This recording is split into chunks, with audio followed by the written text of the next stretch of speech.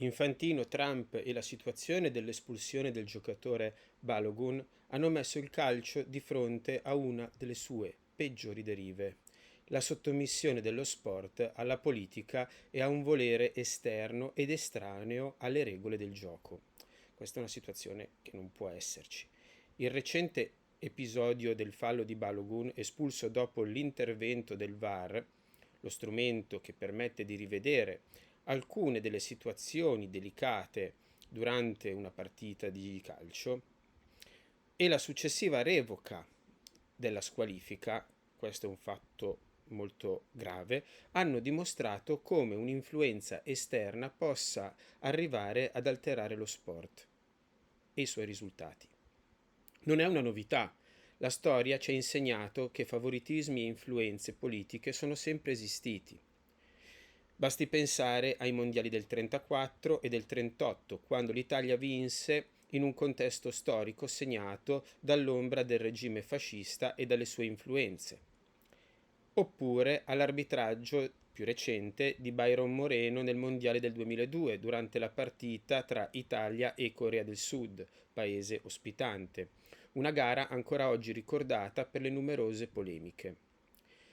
La storia ci insegna quindi una cosa: la politica ha sempre cercato, in qualche modo, di entrare nello sport e di strumentalizzarlo, ma è proprio per questo motivo che le regole universali dello sport devono rimanere intoccabili, soprattutto in corso d'opera durante i tornei stessi. Infantino, Trump, di fronte a questa situazione, ora dovrebbero fare un passo indietro e chiedere pubblicamente scusa a tutti gli appassionati di sport.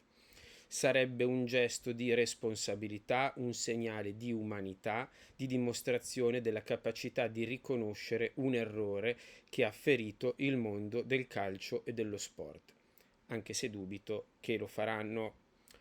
Questa situazione, inoltre, non ha danneggiato soltanto il principio delle regole, ma ha avuto conseguenze anche sulla percezione della partita stessa, dove il giocatore e la nazionale americana, la nazionale statunitense, sono apparsi agli occhi del mondo come, fra virgolette, quelli che dovevano perdere, quindi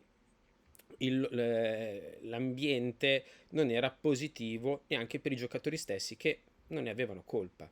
La sconfitta contro il Belgio può sembrare a questo punto agli occhi di qualcuno una sorta di giustizia sportiva, ma purtroppo non è questo il punto è un altro. Quando le regole dello sport vengono percepite come modificabili in corso d'opera, in base al potere o all'influenza di qualcuno, si crea un precedente molto pericoloso, perché questo messaggio può arrivare anche al calcio più semplice, quello giovanile, quello spontaneo, quello dei campetti, quello dell'oratorio, quello che si gioca appunto fra ragazzi senza col solo piacere di giocare, ok? Dove ragazzi di ogni provenienza, cultura si incontrano semplicemente per giocare con un pallone.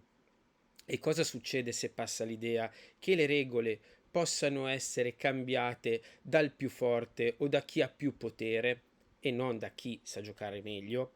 Anzi, le regole non vanno cambiate. Succede che non vince chi gioca meglio, chi si impegna e chi rispetta gli avversari e accetta il risultato. Rischia di vincere chi non è capace di accettare la sconfitta, chi pensa di poter imporre la propria volontà con atteggiamenti aggressivi o con la violenza, e questo lo sport non lo può insegnare.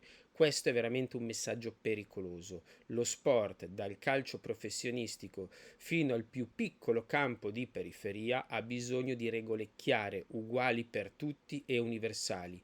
Solo così il calcio può rimanere quello che è sempre stato: un linguaggio libero, uno strumento di crescita, di educazione, di confronto e di unione, non un campo di battaglia per chi è incapace di accettare la sconfitta. Questo è il mio pensiero, spero che sia condiviso questo video, mi raccomando, ragionate bene su quanto è accaduto e ditemi la vostra.